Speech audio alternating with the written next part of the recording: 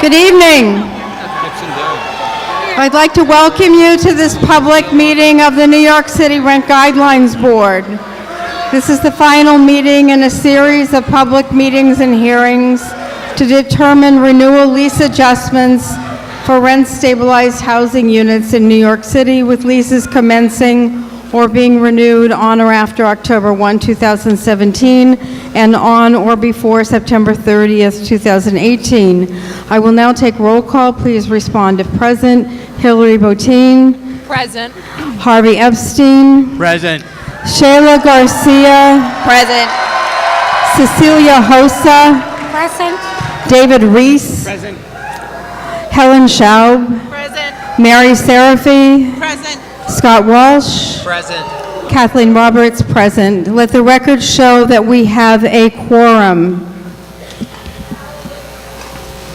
The first order of business is to consider rent-stabilized hotel guidelines, consideration of proposed final language for hotel order number 47 submitted by board members. I understand that the tenant members have a proposal. Good evening.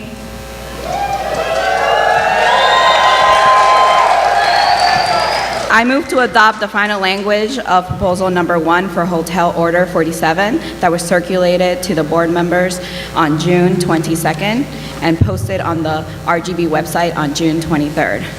And I further move to adopt the explanatory statement and findings for Hotel Order 47, substantially in the form submitted to the staff and to the board as of June 20th. And to be modified by the RGB staff after this meeting and reflect the adopted rent adjustments. A summary for hotel proposal number 1 is as follows. Residential Class A apartment hotels, 0%. Lodging houses, 0%. Rooming houses, 0%. Class B hotels, 0%. Single room occupancy buildings, 0%. No vacancy allowance is permitted under this order. Thank you. Is there any I also want to acknowledge the fact that the board for the last few years has adopted 0% for all hotel tenants, as hotel tenants are constantly under fire and we're losing constantly a ton of them every year. And so I'm glad that the board will adopt this proposal. Thank you. Is there any further discussion of the proposal? I just want to second the proposal. I do need did I get a second? Thank you. Any further discussion of the proposal? All right, then we'll proceed to a vote on the proposal. Hillary Botine. I vote yes. Harvey Epstein. Yes. Shayla Garcia. Yes. Cecilia Hosa. Yes. David Reese. Yes. Helen Schaub. Yes. Mary Seraphy. No. Scott Walsh. No. Kathleen Roberts. Yes. She voted no. Let the record show that the motion is passed, 7 in favor, 2 opposed.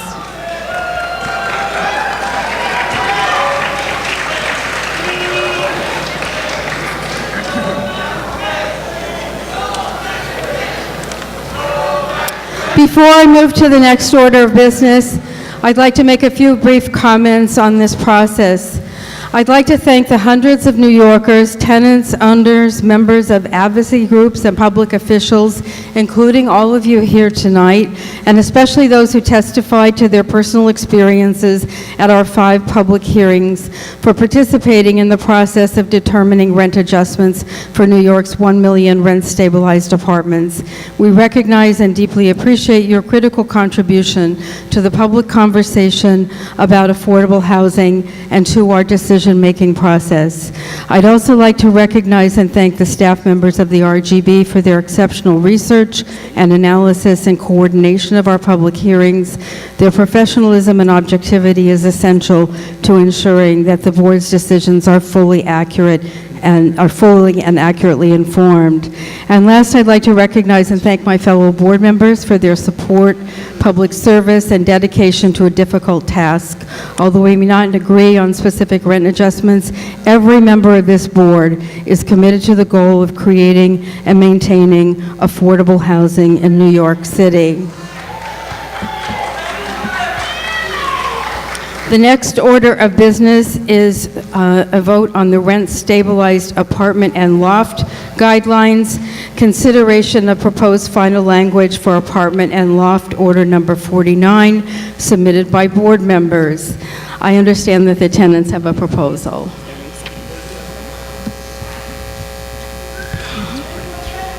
Thank you, Chair. First, I just want to thank the thousands of tenants who showed up for one of our hearings. In the 5 public hearings, almost 300 tenants who testified. Shows what really going on here in New York.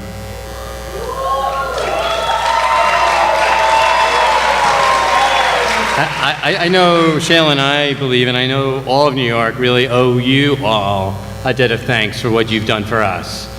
You know, please come, testify, organize, have your voices heard. People are listening, and that's so important. We are listening, and we need to hear your voice so we can influence the future of our city. Once again, we're going to be here to determine what the rent increases or decreases will be for 1 million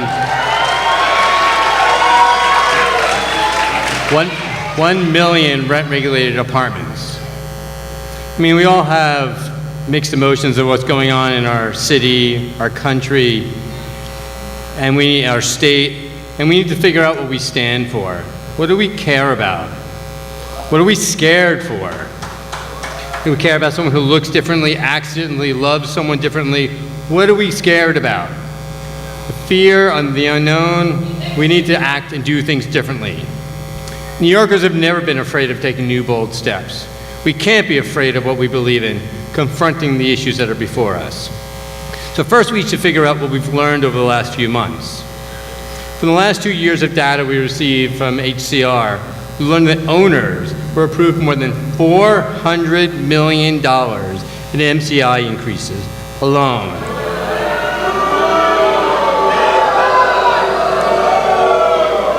Almost $300 million just in 2016. That ain't right. So that's, think about it. If it's tenants are paying, let's say $13 a room for an average 2-bedroom apartment, $65 alone for each MCI, for each apartment, on top of whatever we do here. Forever. We've also learned that even with our 1-year rent freeze in the last 2 years, 31% of tenants have preferential rents and still subject to rent increases no matter what we do. 50% of tenants sign 2-year leases, and we believe can't really benefit from the 1-year freeze. What do we learn from landlords? Mortgage surveys tell us the mortgage rates continue to hover at historic lows. Vacancy losses, collection losses, the lowest in history. Cost of taking loans remain at all-time lows. But sales prices of multifamily building, the sales prices continue to rise in every borough to historic levels. This figure called net operating income, the amount owners keep on every dollar, continues to rise for owners. It used to be 68 cents a dollar that an owner spent on their building. Now it's only 57 cents per dollar. 11 years in a row, the income for owners continue to rise. That income and expense data, we found out, owners' incomes rose by 4% in the last income and expense data report, and expenses only went up by 1%. We've also learned that we've lost, and again, last year, approximately 10,000 units of rent-regulated apartments through deregulation. Talking about 250,000 units of affordable housing we've lost since 1993. Those units are important to our community. Those deregulation hurt our affordable housing stock, and that's why we see historic homelessness across the city.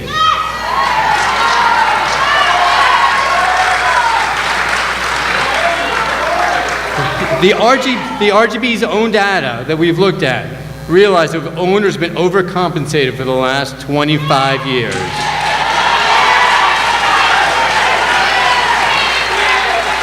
Rent increases, they say owners claim that rent increases need to keep up with whatever their change has been.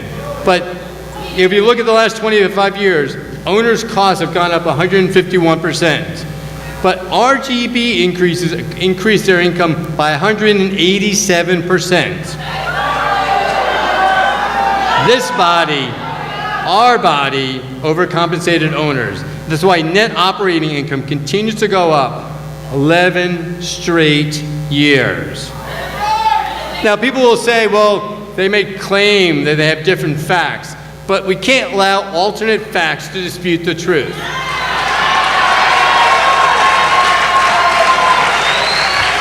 You know, we live here.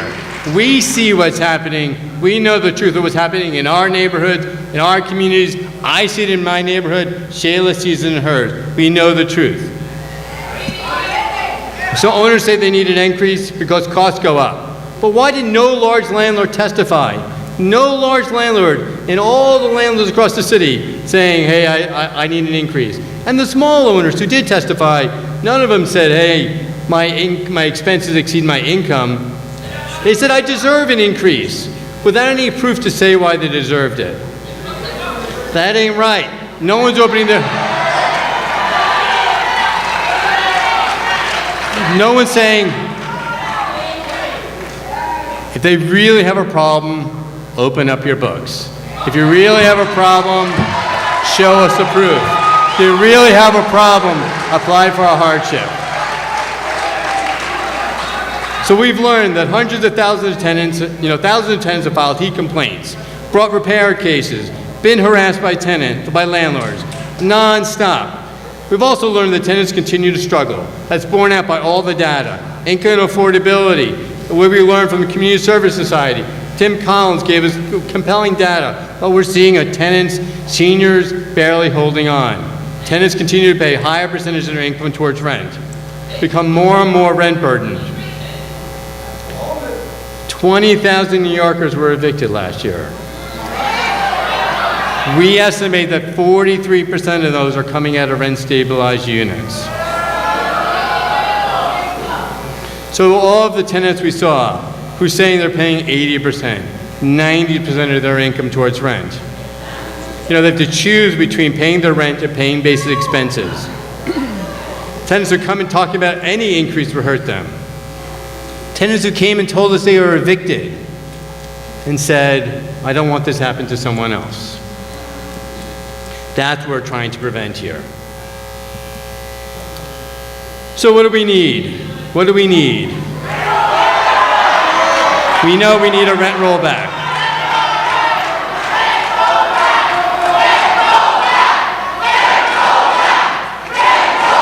I know.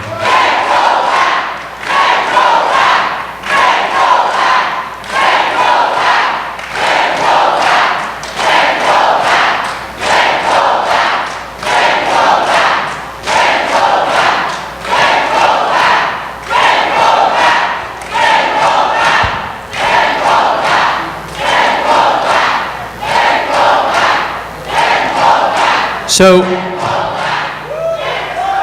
Shayla and I are up here fighting, knowing we need a rent rollback.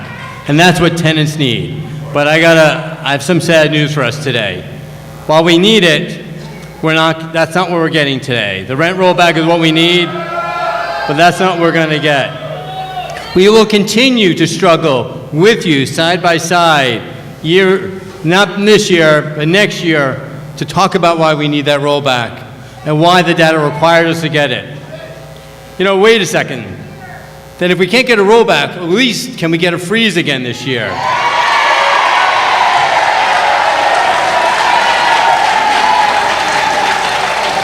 We know that's what the New York City families need, to stabilize, to help people catch up, to keep people in their homes. That's what we need. But today's our job is, as advocates, to do the best we can, to live with the political realities that we have, that push for something we deserve, but fight and fight and fight and get the best thing that's possible for tenants. That's our job. We're fighting for you, and we take that job seriously.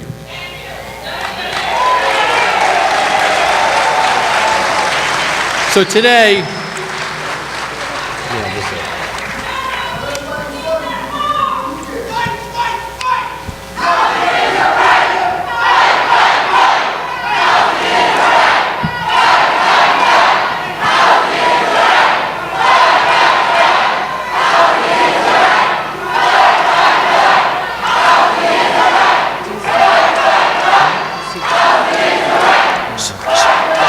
So today we're doing what we can do to close the gap on things that we're fighting for, and to get to a New York where housing is a right, because today we live in not in that reality. We need to get to that space. We need to be in that place. And today should not be the last day that you come to a hearing. Today is the first day to struggle for all of us together to move to a better system. The RGB is going to focus on one thing, but we have a larger struggle ahead of us about housing rights, the right to housing, the right to rent regulation, the right to a system we believe in, the right to economic and racially diverse communities, and that's what we're fighting for a long time.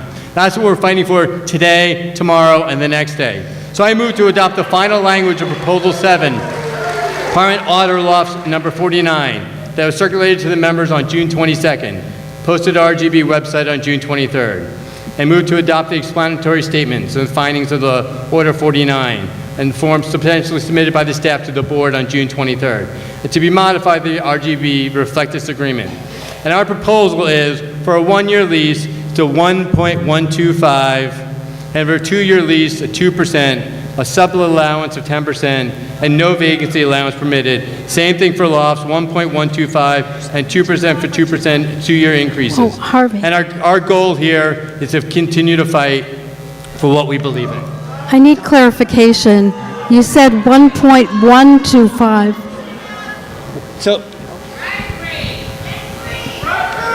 So it's clear, for 1 year again, it's 1.25, 2-year 2%, knowing we're not getting a rent freeze today, but hope that we can get one and continue to fight together moving forward. I second the motion.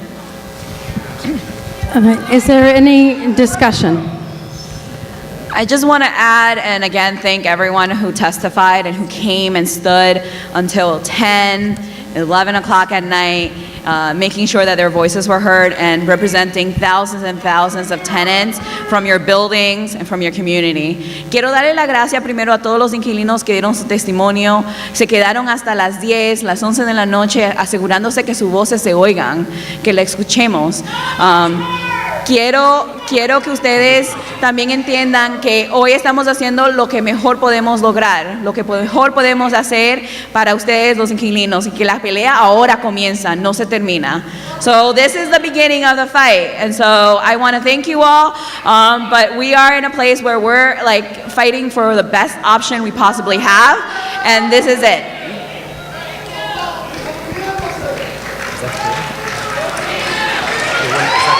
Yeah, it's 1.25, yeah. Clarified it. Hillary Botein? I have a statement that I'd like to read that's on behalf of me and David Reese, another public member. So we're both behind the statement. The RGB determines rent increases for New York City's 1 million rent-stabilized apartments, as you know. We must weigh the economic conditions of the residential real estate industry, current and projected cost of living, and other data made available to us. In order to make our decision, we reviewed reams of data and multiple analyses of these data. We also held 5 public hearings at which we heard hundreds of tenants, many of you are here now, speak, sing, chant, cry, and demonstrate. These hearings are among the only opportunities that tenants have to speak publicly about their housing situations. And they made clear the extremity of the housing crisis in the city, and that it will get worse without significant intervention.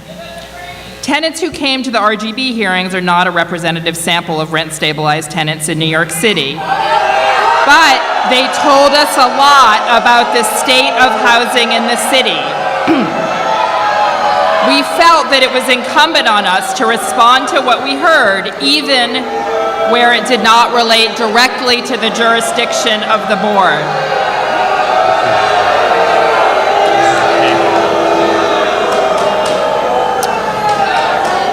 New York City cannot expect any meaningful housing assistance from the federal government in the near term.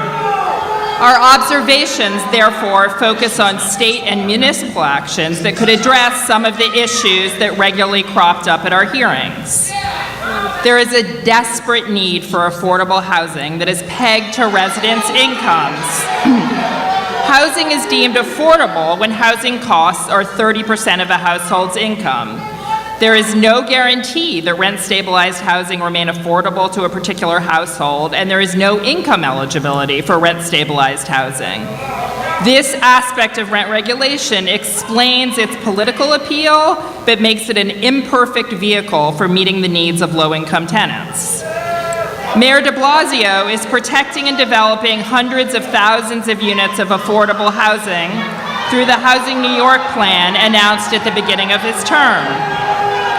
More recently, his administration announced a program to create 10,000 deeply affordable apartments and a new elder rent assistance program.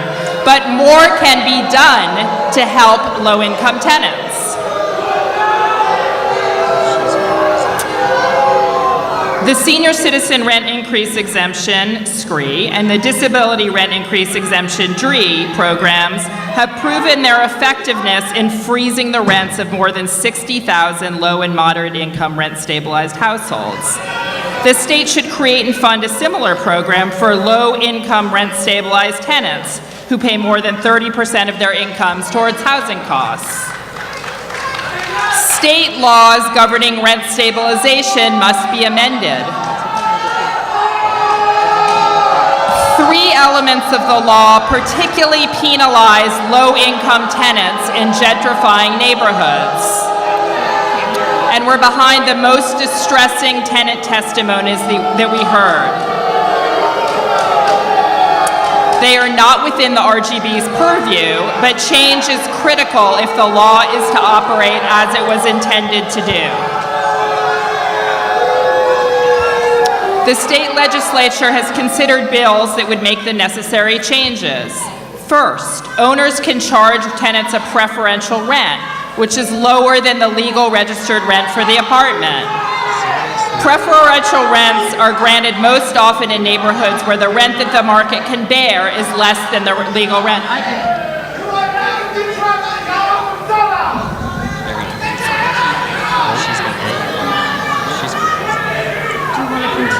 Not really. Unless people will stop and let me finish, I'm going to submit my testimony and I'm going to submit it to the press also. If you want, I'm happy to continue. There are several more elements. If you guys want to tell people to listen. How do you tell them to listen? So if,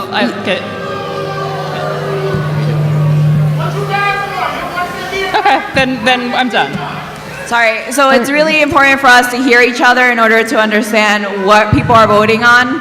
And so I can't hear anything on my side. So can we please just listen to other people's testimony so that we, comments so that we can vote on adjustments this year?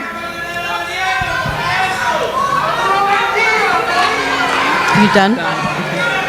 Any further discussion before we proceed to a vote on Proposal 7? No. Done. All right, we'll then proceed to a vote on Proposal 7. Hillary Botein, I vote yes. Harvey Epstein, Yes. Shayla Garcia, Yes. Cecilia Hosa, Yes. David Reese, Yes. Helen Schaub, Yes. Mary Seraphy, No. Scott Walsh, No. Kathleen Roberts. I vote yes. Let the record show that the proposal has carried by a vote of 7 in favor and 2 opposed. Is there any further business for the board to conduct? Do I hear a motion to adjourn? So moved. Do I hear a second? Second. Helen, second. I'll be making a statement as part of the written record. Thank you. This meeting is adjourned.